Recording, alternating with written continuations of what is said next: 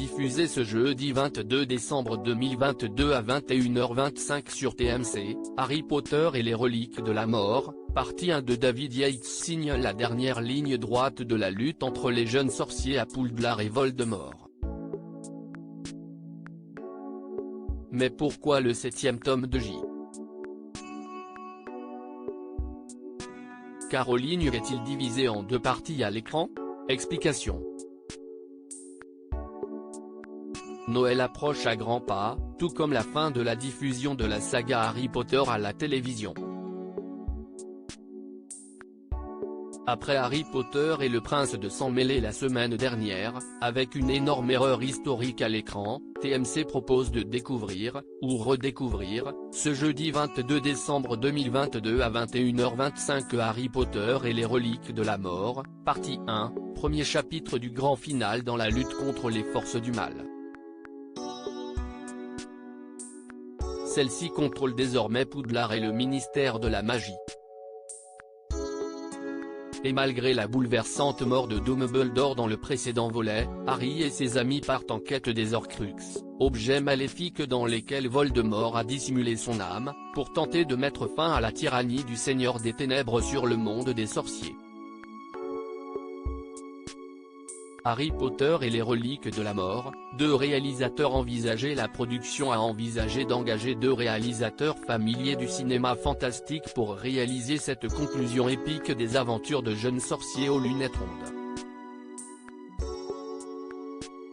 Parmi eux, Monsieur Night Shyamalan, connu pour Sixième Sens et Incassable, et Guillermo del Toro, réalisateur du Labyrinthe de Pan et de La Forme de l'eau. Aux commandes de la saga depuis le 5e film, c'est finalement David Yates qui est choisi.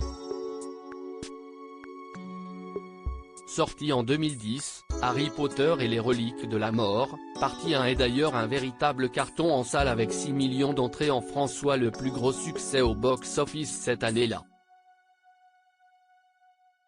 Des chiffres peu surprenants étant donné la popularité de la franchise depuis son adaptation sur grand écran en 2001. Harry Potter et les reliques de la mort, les raisons d'une division du livre en deux films, ce n'est un secret pour personne, la saga cinématographique Harry Potter est basée sur l'univers littéraire de J. K. Rowling, auteur des 7 romans publiés à la fin des années 90 et au début des années 2000. Mais les plus fins observateurs d'entre vous ont certainement remarqué la présence de 8 fictions au cinéma, et non 7. Les raisons? Un découpage du dernier tome Harry Potter et les reliques de la mort. Dans un entretien accordé à Vanity Fair, David Yates et Daniel Radcliffe expliquaient les raisons qui ont poussé la production à scinder le film en deux. Steve Kloves travaillait sur l'adaptation pendant le tournage du Prince de Sang Mêlé, il nous a réunis et a dit « Les gars, j'ai beaucoup de mal à faire tenir cette histoire en 2h30. En matière de narration, je pense que ça pourrait tenir en deux parties. C'était le seul moyen que nous avions de raconter l'histoire d'une manière complète et satisfaisante. » Un an plus tard sort Harry Potter et les reliques de la mort, partie 2, dont le 1,3 milliard de dollars de recettes amassées au box-office l'a érigé au rang de 15e plus gros succès commercial de tous les temps. À lire aussi Harry Potter et les reliques de la mort, partie 1, TF1, pourquoi il faut absolument voir l'avant-dernier volet de la saga?